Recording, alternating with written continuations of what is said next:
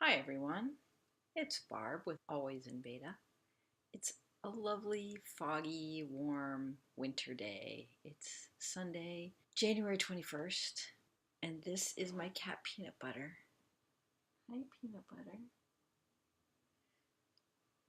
Very nice. Another week, another hangover. Sugar hangover, that is, though I did have some alcohol. This is the beginning of the fourth week. That is really exciting, except for that I am a little bit hungover. All right, so today's all about me. It's Sunday. I'm kind of still in jammies. I just said no to my daughter. She asked me if I'd help her edit her resume, and I said no because today's all about me. But I'll help her with it tomorrow. So yesterday was a bit of a binger for me. Kind of a maybe self-sabotage thing. I don't know. I was doing really well. My weight's up. It's not up that much. It's mostly water because it was sugar that did this to me. I mean, I did it to me, but it was sugar. So it'll come off really quick, but I kind of have stalled. Okay, I've definitely stalled. So here's what I'm doing about it. I'm going to follow Brooke Castillo's instructions. I'm going to do a thought download every day and 2 models. And after I'm done with this little plan, I'll go through a thought model and show you what I'm talking about. I'm going to have tea after dinner, so chocolate's out. And I need to remember my reasons. And I mean, I think that my reason for doing this is really compelling, and I just need to keep it at the top of my mind. So my reasons: I want to feel good in my skin. I want to learn to manage my thoughts so I can start a business that changes lives. It's a really good reason. I am very compelled to do this. I just need to remember that, and we'll just go forward. So I'm going to do these thought models every day, and it's going to take about 20 minutes, and I've worked that into my morning schedule, and I've put it in my calendar so that I stay on top of it. And I also looked up some of her podcasts that talk about self-worth and weight loss. And there's just a few different podcasts that I'll listen to, and I think I might find them and put them in the show notes. So if you're going through this with me, then you can look at them too. My thoughts for today. So this is my thought download. I don't know if you can see that. So a thought download is you just unload your brain. You just go in and clean everything out. This is the model. There we go. So you got your circumstance. The C is the fact, thought. The T is the thought. F is feeling. A is action, and R is result. The first thought model is your unintentional thought model, your autopilot. And the second one is what you'd rather think, how you'd rather feel, the actions you'd rather take. So that's how you start making the change.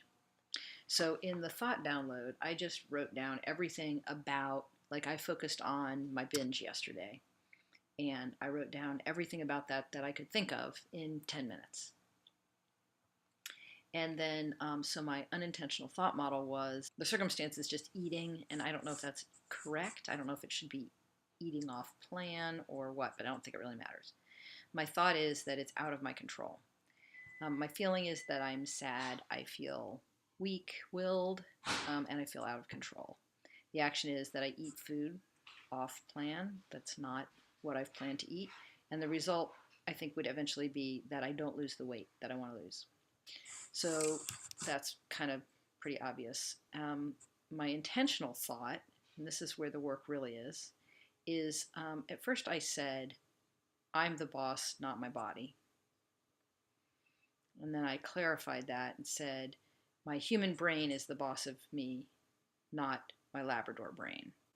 So it's the part of my brain that thinks and plans, my prefrontal cortex. That's the part that is in charge. So this is the thought that I'd rather think, as opposed to it's out of my control. So the problem with that is it's not completely believable, and it doesn't make me feel good. Why is it not believable? Because I just proved to myself that my Labrador brain is in control sometimes. So what I need to do is a thought ladder. So if you listen to my vlog where I talked about drinking, and I gave the example that Brooke gives about drinking, it's the same kind of thing. But this is one that I'm making myself. So I started with, I'm usually in control of what I eat. Very believable. Feels fine. But not enough. Next thought is, I'm not eating off plan right now. Obviously, I'm not putting food into my face. So, yeah, that's believable. But again, doesn't really help me when I'm at a party and there's food, or it's evening time and I want to eat chocolate. So then I wrote, I'm worth sticking to my plan. And that kind of did not feel good, which is weird. Because I think most of the time I feel worthy of sticking to my plan, but apparently sometimes I don't. So that's when I decided to look up podcasts on self-worth. And she has a couple of them. So I think that's going to be helpful to hear that and to just review that. And then I went back to my original intentional thought, which is I'm the boss, not my body. And I added to that most of the time. So I feel like my human brain is the boss, not my Labrador brain most of the time. And that feels pretty good. But again, I feel like it's not getting me to where I want to go. So then I wrote, I'm learning to be the boss. And that felt good. And that is true. And then I wrote, soon I will have this nailed. Like I will have this completely figured out. And that feels really good. And then I wrote, I can plan for difficult situations until eating off plan is as attractive as doing heroin. And when I wrote that, I felt really good. So, and then the action is that I will plan for difficult situations and I won't eat off plan. And the result of that is that I'm going to lose the weight. So then I kind of started thinking, okay, well, that's all well and good.